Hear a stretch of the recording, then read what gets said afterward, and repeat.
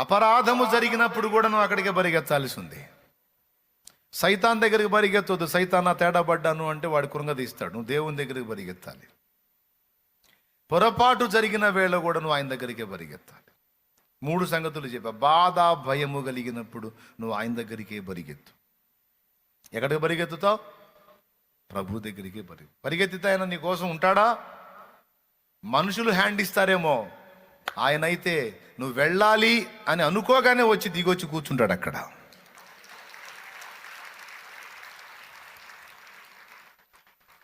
ఆయనంటే నీకు ఇంట్రెస్ట్ కాదు, నువ్వంటే ఆయనకి ఇంట్రెస్ట్. ఆ ఇంట్రెస్ట్ని బట్టి వచ్చి కూర్చుంటాడు. మనుషులు కూడా ఒక్కోసారి రారు నీ సోదింటానికి. కొంచెం నీతో కొన్ని మాట్లాడాలి, కొంచెం నాకు సమయం ఇస్తావా అని అడిగితే నా వల్లగా దండం పెడతా అంటారు మనుషులు.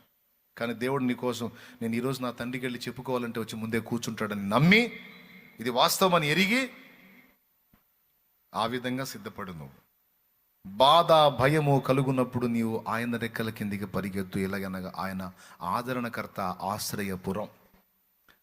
2, ఆనందము కలుగున్నప్పుడు నీవు ఆయన దగ్గరికే పరిగెత్తు.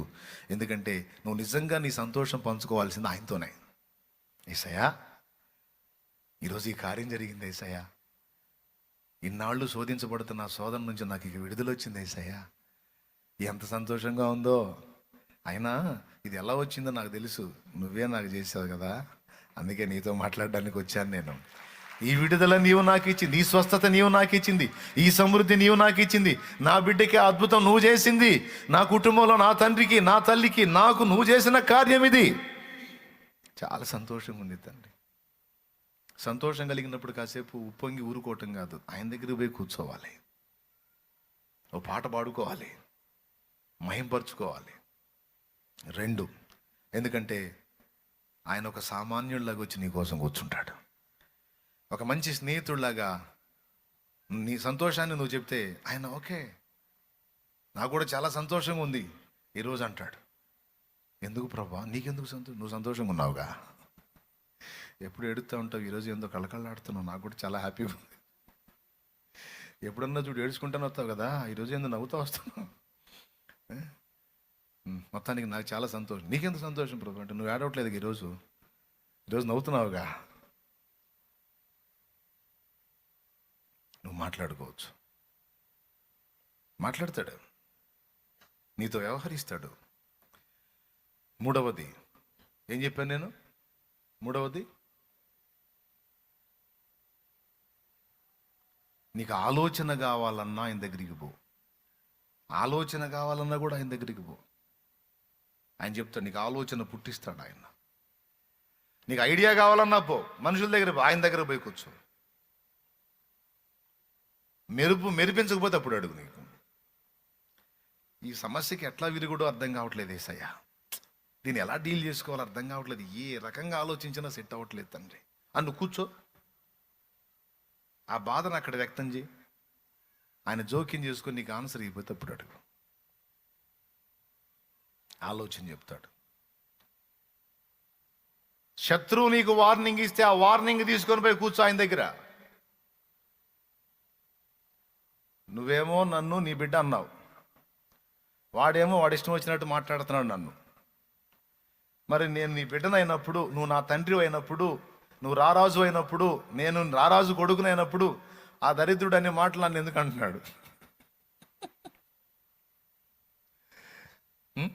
వాడు నన్ను మామూలుగా శోధించట్లా, నాకు తెలియదు, నీకు చెప్తున్నా.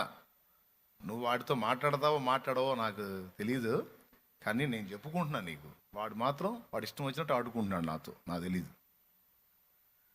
నువ్వు అప్పచెప్పిరా నువ్వు అంతే. ఎందుకంటే ఈ పని చేశాడు బైబిల్లో ఒక ఆయన. రబ్షాకే అనేవాడు, సన్హెరీబు దగ్గర ఉండేటువంటి నాయకుడు వాడు. రబ్షాకే అనేవాడు ఒక లెటర్ రాశాడు, వాడు ఒక తాకీదు. దానిలో ఏం రాశాడో తెలుసా? అర్పాదు దేవతలేమాయను, హమాతు దేవతలేమాయను, ఇశ్రాయేలీల దేవుడైన యెహోవా కూడా మిమ్మల్ని రక్షింపలేడు. ఇంకా చెప్పాలంటే అతడే మిమ్మల్ని మా చేతికి అప్పగించింది. ఓ ఇశ్రాయేలు ప్రజలారా, ఆ హిజ్కియాని నమ్ముకోవాకండి, మా కాలు మొక్కండి బతికిపోతారు, మీ దేవుడికి మొక్కితే ప్రయోజనం లేదని రాశాడు. వాడికి ఎంత దమ్ము! ఏంది వాడి బిర్రు అంటే, వాడు నేల ఇసుక రేణువులంత సైన్యాన్ని కలిగి ఉన్నాడు వాడు. ఆ సైన్యం విపరీతమైన సైన్యం వాడికి. ఆ గుంపును చూసుకొని వాడు మిడిసిపాటు. హిజ్కియా ఏం చేశాడు తెలుసా? తన దగ్గర ఉన్న సైన్యంతో యుద్ధానికి పోలా.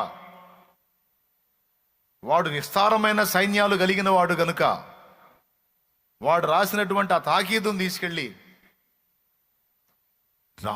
రాజుకు అప్పచెప్పాడు పోయి. వాడొక రాజు, హిజ్కియా ఒక రాజు. ఈ రాజులు, భూరాజులు అందరి మీద రాజాది రాజు ఒకడున్నాడు. ఆయనకి పెట్టాడు అప్లికేషన్ తీసుకెళ్ళి. డైరెక్ట్గా ఆయన దగ్గరికి వెళ్ళి, వీడేదో నీకు ఉత్తరం రాశాడు చూడన్నాడు. చూడు అసలు ఎంత తెలివైన అడిగేశాడు చూడు హిజ్కియా.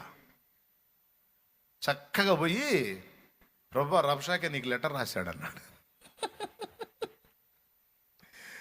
మండింది దేవుడికి, మండింది. ఇంకా మళ్ళీ ఎన్నో రోజుల పట్ల ఆ నైట్ తెల్లవారేసరికి ఏ సైన్యాన్ని చూసి వాడు వెర్రవీగాడో ఆ సైన్యంలో 185,000 మంది హతులైపోయారు ఒక రాత్రి తెల్లవారేసరికి. యెహోవా దూత లేచాడు. వాడుకున్న సైన్యాన్ని చూసుకొని వాడు దేవుని ప్రజల మీదకి వస్తే, దేవుడు తన సైన్యములో సైన్యం మొత్తాన్ని పంపిలా, ఒక్క దూతను పంపాడు అంతే. రాజాది రాజుకు పోయి అర్జీ పెట్టుకుంటే ఒక్క దూతను పంపాడు అంతే. తెల్లారేసరికి మొత్తం శవాలు. ఎంత డేంజర్ అండి ఇది. యుద్ధం జరిగిందా జరగలేదా? యుద్ధం జరిగిందా జరగలేదా? పత్తా లేకుండా పరారైపోయాడు. ఆర్పాదు దేవతలు ఏమాయను, హమాతు దేవతలు ఏమాయను అన్నోడు ఈడు ఎడిపోయాడో కూడా అర్థం లేకుండా పోయాడు. దేవునికి స్తోత్రం కలుగునుగాక. ఆయన సామాన్యుడు కాదు, సైన్యములకు అధిపత్యగు యెహోవా.